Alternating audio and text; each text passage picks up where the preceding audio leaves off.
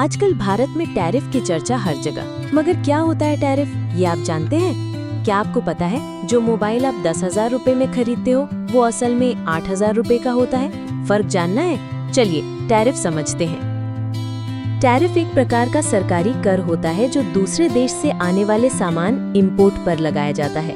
कभी कभी ये एक्सपोर्ट यानी निर्यात पर भी लगाया जाता है, लेकिन ज्यादातर इंपोर्ट पर ही टैरिफ लगाया जाता है। टैरिफ क्यों लगाया जाता है?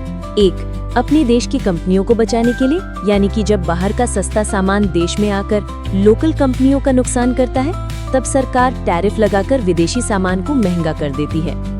2, सरकार की कमाई के लिए, यानी टैरिफ से सरकार को पैसा मिलता है जिससे स्कूल, अस्पताल, सड़क आदि में खर्च किया जाता है।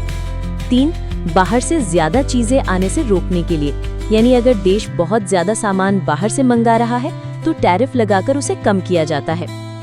4, राजनीतिक या रणनीतिक कारण, जैसे अमेरिका ने चीन पर टैरिफ लगाकर दबाव बनाया, इसे व्यापारिक युद्ध भी कहा जाता है।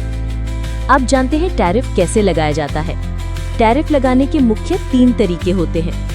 1, मूल्य आधारित टैरिफ, माल के कुल मूल्य का प्रतिशत, जैसे 10% टैरिफ। 2, स्पेसिफिक टैरिफ, हर एक आइटम पर तय रकम, जैसे एक मोबाइल पर 500 रुपए।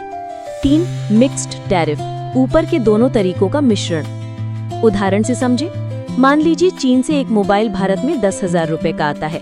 सरकार उस पर 20% टैरिफ लगाती है।